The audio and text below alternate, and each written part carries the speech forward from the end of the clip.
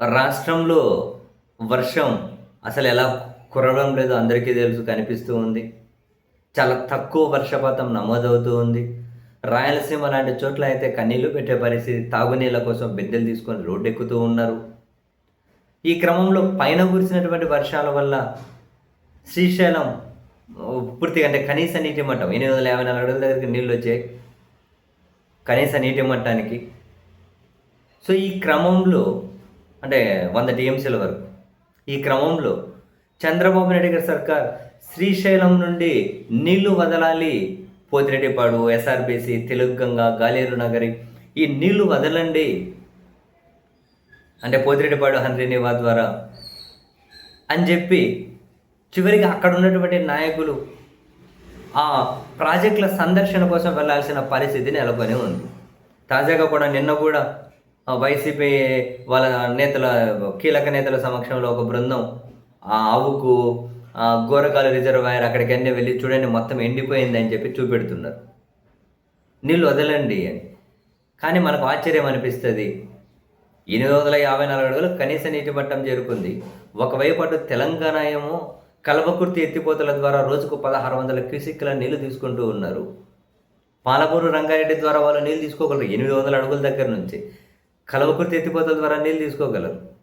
కానీ ఇక్కడ మన పరిస్థితి ఏంటి? ఇప్పుడు 854 అడుగుల కనీస నీటి మట్టం వస్తే పోతిరెడ్డిపాడు నుండి 7,000 క్యూసెక్కుల నీళ్ళు మాత్రమే తీసుకోగలరు. దాని డిజైన్ అంతే. ఇంకా పోనీ దాన్ని పూర్తి సామర్థ్యం అంటే 44,000 క్యూసెక్కుల నీళ్ళు తీసుకోవాలంటే 881 అడుగుల నీటి మట్టం ఉండాలి శ్రీశైలంలో. కానీ 854 అడుగుల కనీస నీటి మట్టం అంటే 7,000 క్యూసెక్కుల నీళ్ళు తీసుకోవచ్చు. ఒకవేళ 841 అడుగుల కంటే దిగువ పడిపోతే సున్నా, రాయలసీమ కన్నీళ్ళే, ఏం ఒక సుక్క తీసుకోలేము. కానీ అటువైపు తెలంగాణ మాత్రం 800 అడుగుల నుంచే తీసుకోవచ్చు. అందుకనే జగన్మోహన్ రెడ్డి గారు ఆ రాయలసీమకు కూడా 800 అడుగుల దగ్గర నుంచే నీళ్ళు ఇవ్వాలి అని చెప్పి రాయలసీమ లిఫ్ట్ ఇరిగేషన్కి పూనుకున్నారు. కానీ చంద్రబాబు నాయుడు గారి ప్రభుత్వం స్వయాన తెలంగాణ ముఖ్యమంత్రి రేవంత్ రెడ్డి గారు చెప్పినట్లు నేను చెప్పాను ఆపేయమని ఆపేశారని అసెంబ్లీలో చెప్పారు. దాని మీద కనీసం చంద్రబాబు గారు కానీ వాళ్ళ ప్రభుత్వం స్పందించలేకపోయింది. రాయలసీమ లిఫ్ట్ ఇరిగేషన్ ఆపేశారు. ఇప్పుడు నీళ్లు లేవు. పైన కురిసిన వర్షాల వల్ల శ్రీశైలం వల్ల కనీసం నీళ్ళు వచ్చాయి. ఆ నీళ్ళు ఇప్పుడు ఏపీకి వదలడం లేదు. ఎందుకు వదలడం లేదు? ఒకవేళ వదిలేస్తే మళ్ళీ ఏమైనా భవిష్యత్తులో ఇటువైపు వాళ్ళకి ఏమైనా ఇబ్బంది వస్తుందనా? ఇప్పుడు అవసరాలే తీరట్లేదు కదా. ఈ ఏమంటారు, ఈ గోరకాలు రిజర్వాయర్ 12.4 టీఎంసీల సామర్థ్యం ఉంటే ఇప్పుడు 2 టీఎంసీలు కూడా నీళ్ళు లేవు. ఒకటనేది అదే పరిస్థితి. అక్కడ నేతలు వెళ్ళి చూపెడుతూ ఉన్నారు. 854 అడుగుల నీటి మట్టం దగ్గర కానీ కనీసం రావాల్సిన నీళ్ళన్నా వస్తాయి. ఎందుకు వదలడం లేదు?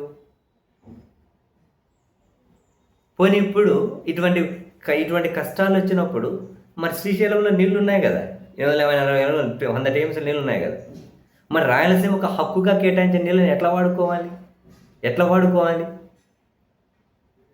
కాదండి, ఒక పెద్ద పాయ ఉంది, మీకేమో ఇంత హోల్ చేసి ఇచ్చారు.